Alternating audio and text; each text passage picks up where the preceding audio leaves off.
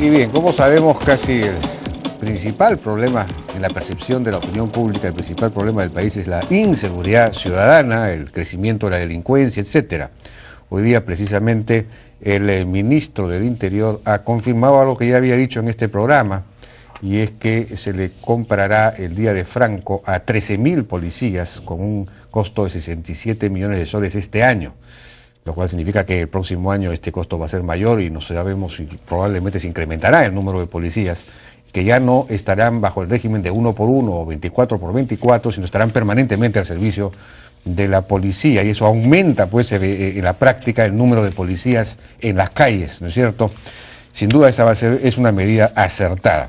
Pero hay otro tema que se ha mencionado mucho últimamente en relación al asunto de la seguridad ciudadana.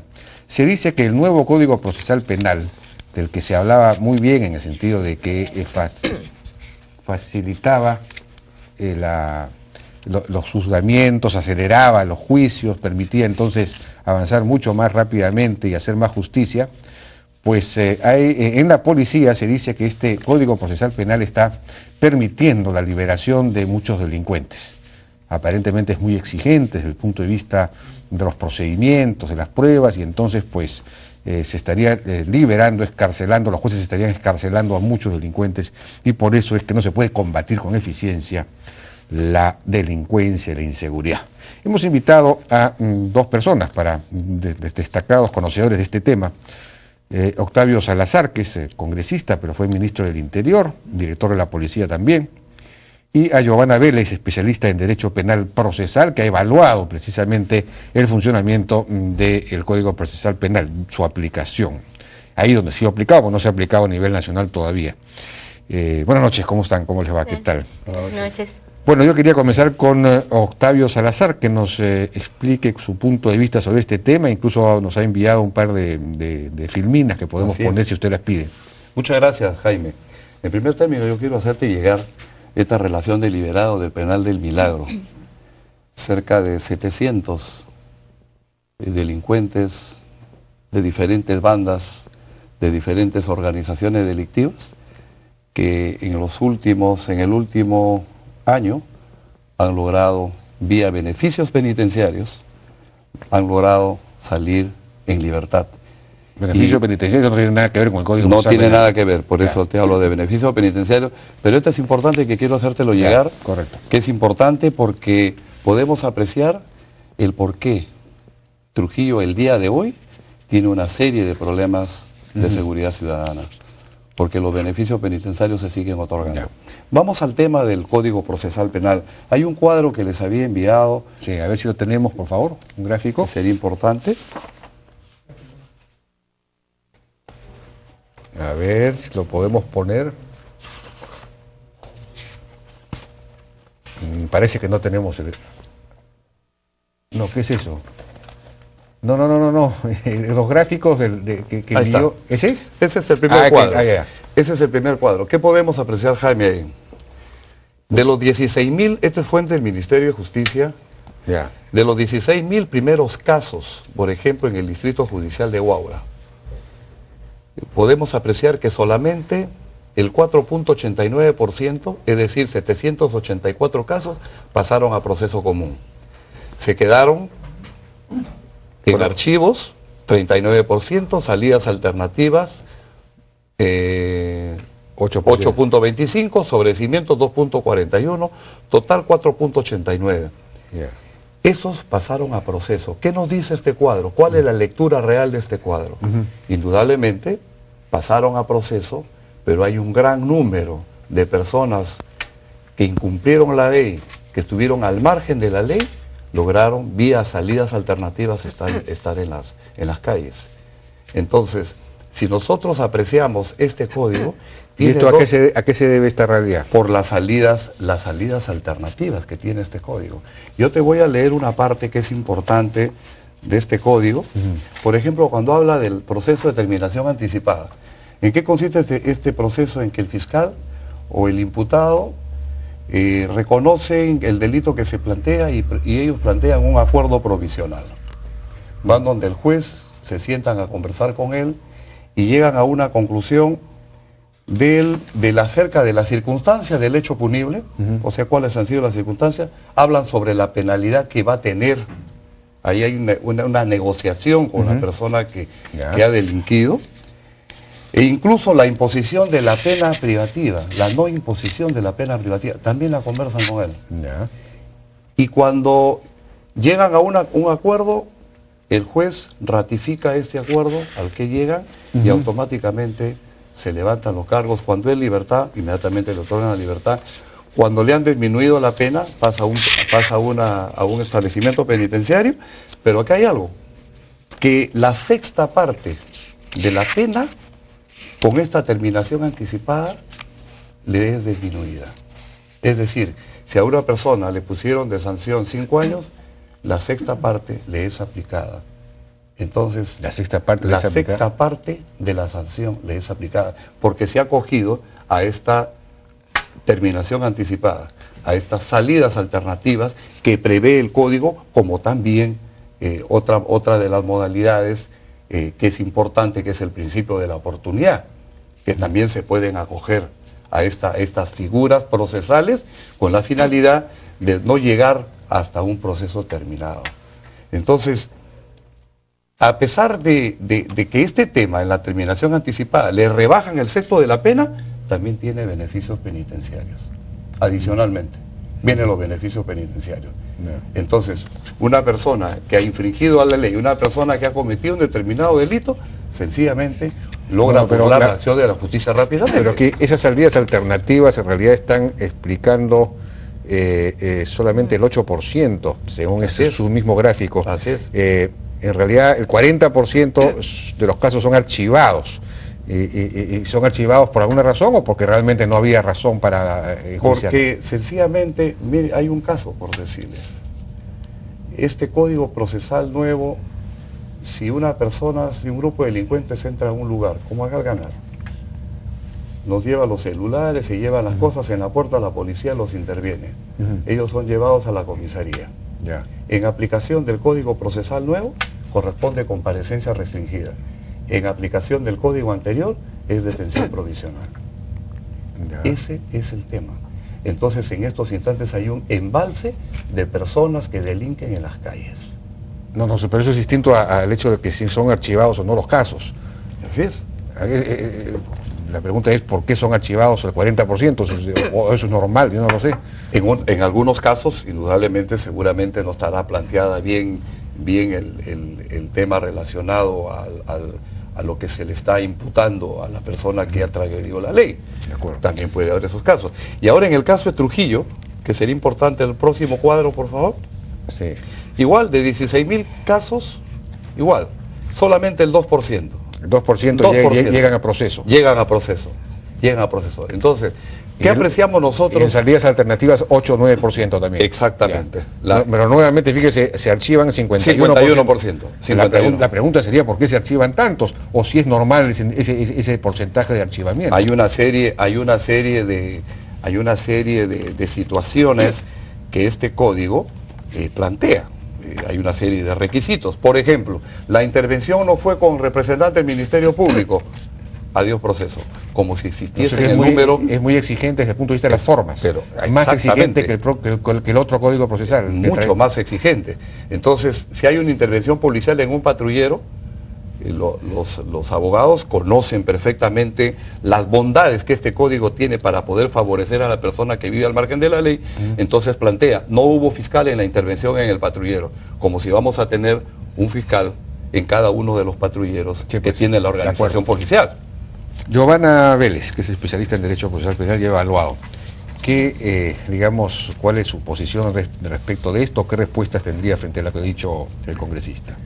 Sí, los cuadros que se han presentado son cuadros que representan lo que se conoce como el efecto embudo, y esto quiere decir que según la lógica del nuevo sistema procesal penal, solamente aquellos casos que ameriten ir a un juzgamiento son los que van a pasar al mismo, ¿no? A diferencia del sistema anterior, que teníamos una serie o un gran porcentaje de casos que eran denunciados, eran investigados durante el proceso y luego recién La mayoría de ellos pasaba a un juzgamiento, logrando en algunos casos sentencias absolutorias por falta de pruebas. Lo que plantea este Código Procesal Penal es que en el mérito de un sistema acusatorio, cada una de las partes cumpla un rol. Es decir, la investigación va a estar a cargo del Ministerio Público conjuntamente con la Policía Nacional, y luego, si es que esa investigación tiene un sustento suficiente,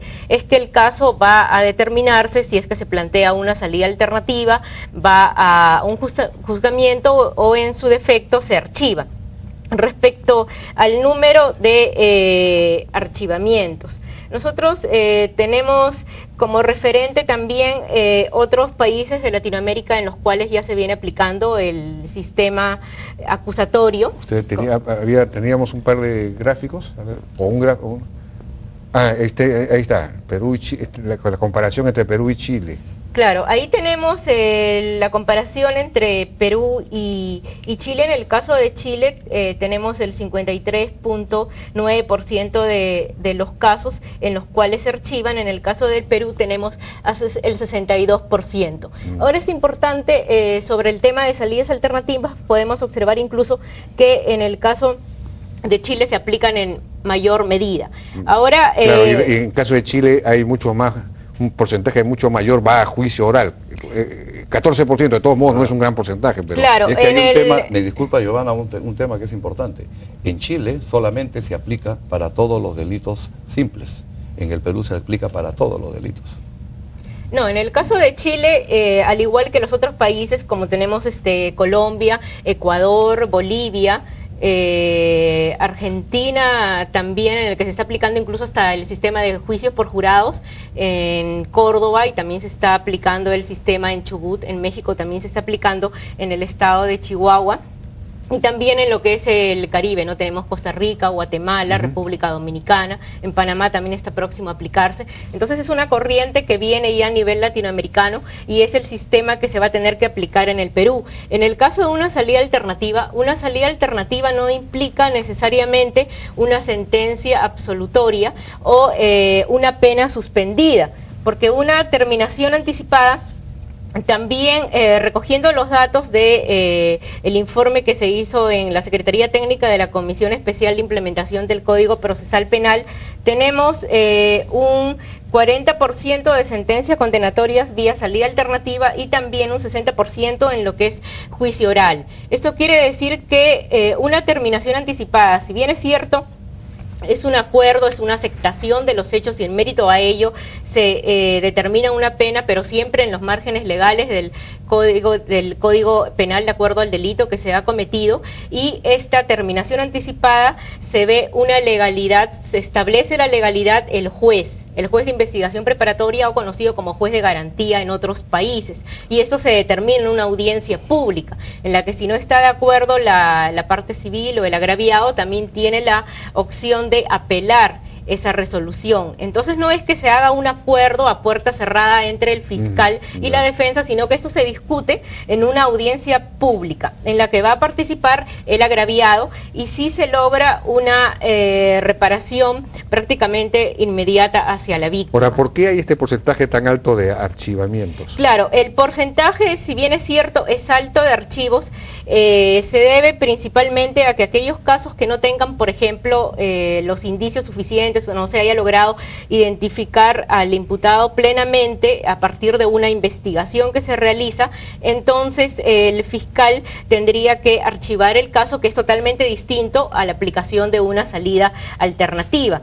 Ahora, este porcentaje alto, si bien es cierto, sí se contempla también en el último informe que ha hecho la Secretaría Técnica y que está en la página del Ministerio de Justicia. Sin embargo, aquí yo sí comparto una preocupación con el congresista Octavio Salazar, en la medida que este proceso considero que no ha sido adecuadamente monitoreado. No, existe la Comisión Especial de Implementación, que está integrada, presidida por el ministro de Justicia, está integrada por un representante del Ministerio del Interior, Ministerio Público, Poder Judicial y del Ministerio de Economía y Finanzas también por el tema de recursos, y la Secretaría Técnica es la responsable de hacer esta evaluación y monitoreo.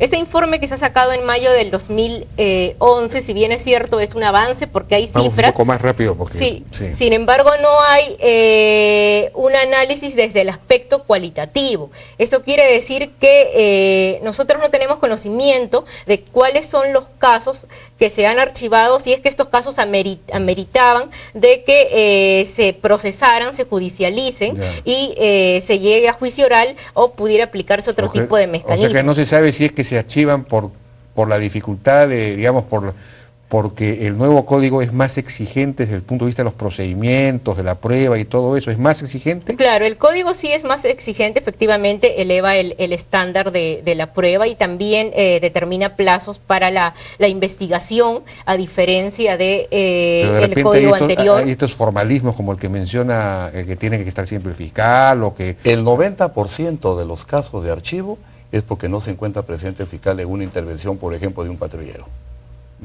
Entonces, sí, pues es un tema, Jaime. ¿Le parece, eso es correcto? Claro, debería estar siempre un fiscal en un patrullero, pero cuando hay delito flagrante, ahí no tiene por qué estar el fiscal. Indudablemente que sí. Indudablemente. Tampoco que sí. me imagino que el código lo exige. No, pero, en el caso de flagrancia la policía puede intervenir. Y puede intervenir, igual pero que el sí lo exige anterior. durante el proceso, lo exige y el proceso se lo tiran abajo. No, ahí no al momento de la intervención en flagrancia. La intervención en flagrancia sí la policía está facultada para poder intervenir. O sea que no sabemos exactamente... No, eso sí está en el código, bueno, ahí sí está facultada. Se puede decir que una de las causas por las cuales se archiva un porcentaje importante se debe o tiene que ver con el nivel, el grado de exigencia probatoria o procedimental formal del código, del nuevo código. Claro, el estándar es elevado y ahí hay un tema de plazo también, que no te contemplaba el código anterior, ¿no? Se establece 20 días en casos simples, 20 días para diligencias preliminares, que son las que se determinan conjuntamente con la policía y el Ministerio Público, y 120 días en total para lo que es la investigación en sí. Ahora, este plazo sí incluso... ¿Pero cuál es el problema del plazo? Explíquelo, por favor, porque no tenemos mucho tiempo. El problema del plazo es que, a decir del mismo Ministerio Público, en algunos casos resulta insuficiente para poder recabar precisamente todas las evidencias que determinen, tomar una decisión, si es que el caso se va a judicializar, o sea, se va a formalizar la investigación preparatoria, que antes era denunciarlo, o se tiene que archivar. Y se vence el plazo y ya se acaba el asunto. Y en algunos casos sí, esos archivos se pueden deber o porque falta evidencias, o porque hubieron problemas en la investigación, o porque el plazo se termina y no se sabe por qué, ¿no? Bueno, tenemos que ir a una pausa. Una pausa. Bien. Gracias. En el hogar de Mary Nielsen, hacendosa ama de casa de Perú, Nebraska, sobra el calor. Y es que ella se acaba de mandar con un cabrito a la norteña. ¡Cabrito! Rico, ¿ah?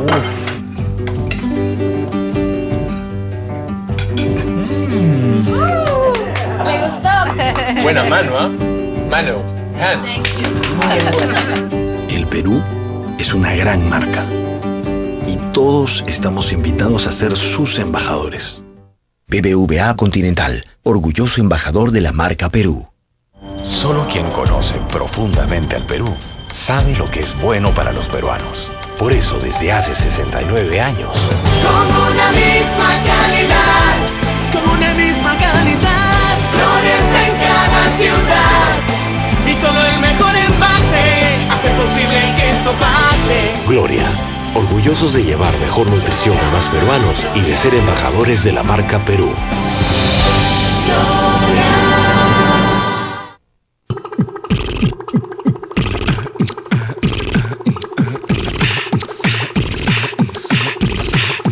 SOAT Delivery, máximo en 30 minutos o tu SOAT es gratis todos los años que tengas tu auto. Pacífico, comprometidos de verdad. Son tus hijos, alegres y llenos de vida, pero también delicados. Por eso, con su salud, no vale la pena tomar riesgos. Panadol Niños es el analgésico más recomendado por los médicos en el Perú para el alivio del dolor y la fiebre. Porque tus hijos son lo más importante en tu vida, confía siempre en Panadol Niños. Mamá, ¿vamos a jugar? No puedo, hijito. Tengo que llevar el carro al taller. Ay, mamá, pero el taller no puede venir. AutoSpar, tu concesionario Toyota. Pensando en tu tiempo, te ofrece el más moderno centro de mantenimiento preventivo a domicilio. Taller Móvil. Con solo llamar a nuestra central telefónica de donde estés, casa u oficina. Nuestra misión es brindarle un servicio personalizado, para lo cual contamos con repuestos originales y sin pagar más. Aceptamos tarjetas de crédito y ten más tiempo para ti y tu familia. Taller Móvil, el mecánico a su casa.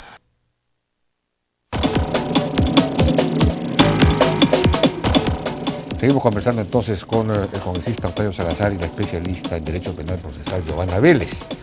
Bueno, congresista, usted es ahora congresista precisamente, ha sido ministro de Interior y usted de alguna manera recoge la preocupación de la policía por este tema.